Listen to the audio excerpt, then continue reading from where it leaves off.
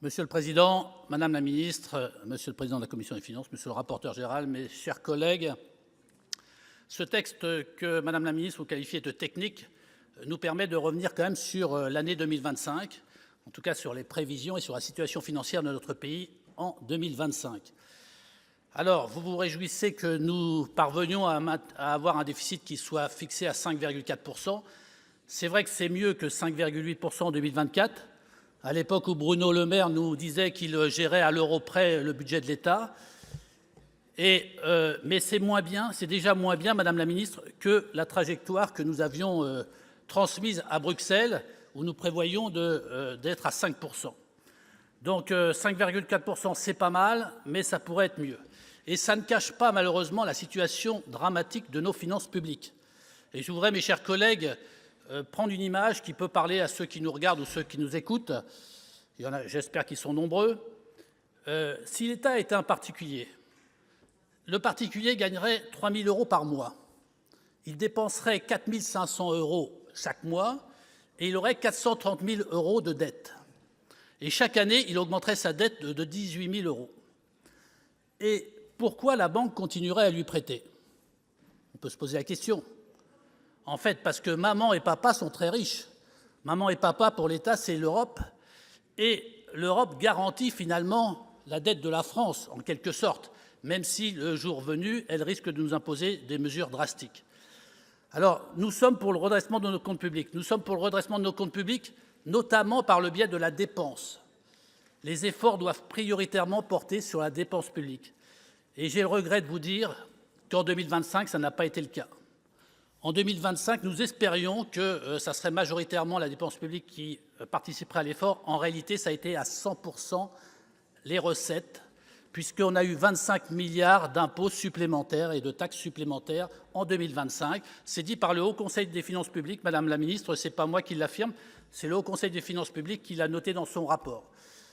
Et c'est vrai qu'au niveau des recettes, vous nous dites on est en ligne.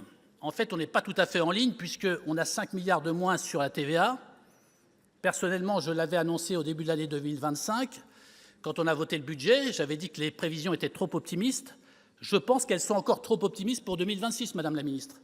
On a eu assez peu d'éléments, malheureusement, pour justifier les prévisions de recettes pour 2026, mais je pense qu'on est encore à 5 milliards de trop en 2026.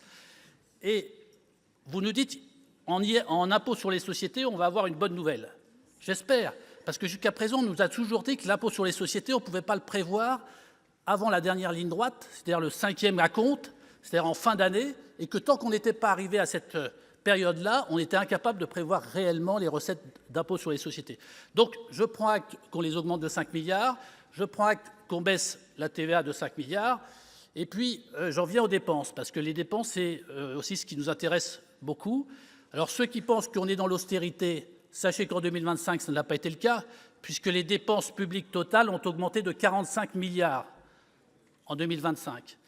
Et pour ce qui concerne les missions de l'État, parce que finalement, on est là sur le PLF de fin de gestion de l'État, pour les dépenses de l'État, en fait, la bonne comparaison, c'est 2019, puisque 2019, c'est l'année qui est sans crise. On a eu la crise du Covid et la crise liée à l'Ukraine et au prix de l'énergie.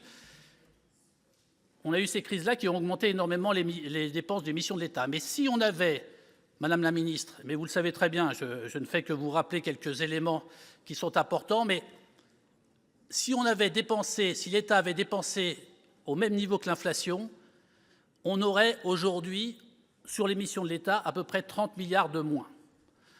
Sans compter les dégrèvements et les remboursements, je n'ai pas pris en compte les dégrèvements et les remboursements, on aurait à peu près 30 milliards et on se porterait nettement mieux. Donc on ne peut que vous inciter, Madame la Ministre, à aller dans le sens des économies en dépenses. Et je vais me permettre de vous offrir un ouvrage que je viens de produire, « Des économies en veux-tu, en voilà ». Voilà une très bonne lecture avant les fêtes de fin d'année pour vous donner quelques idées d'économies que nous pourrions faire.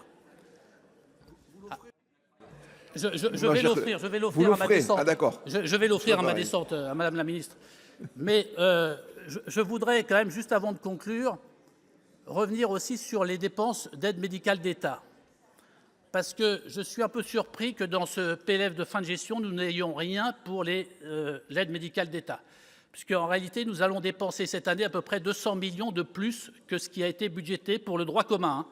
Je pense pour le droit commun, parce que jusqu'à présent, le budget de l'État prenait en charge la totalité des dépenses d'AME pour le droit commun. Et on est en train de constituer une dette vis-à-vis de la sécurité sociale qui, selon mes calculs, risque d'atteindre 670 millions d'euros à fin de l'année 2026. Donc, je vous demande, Madame la Ministre, de savoir si sur cette AME, on va continuer finalement à sous-budgéter la dépense, sachant qu'on crée de cette façon-là une dette vis-à-vis de la sécurité sociale et que du coup qu'on creuse le déficit de la sécurité sociale. Je ne pense que ce n'est pas une bonne chose.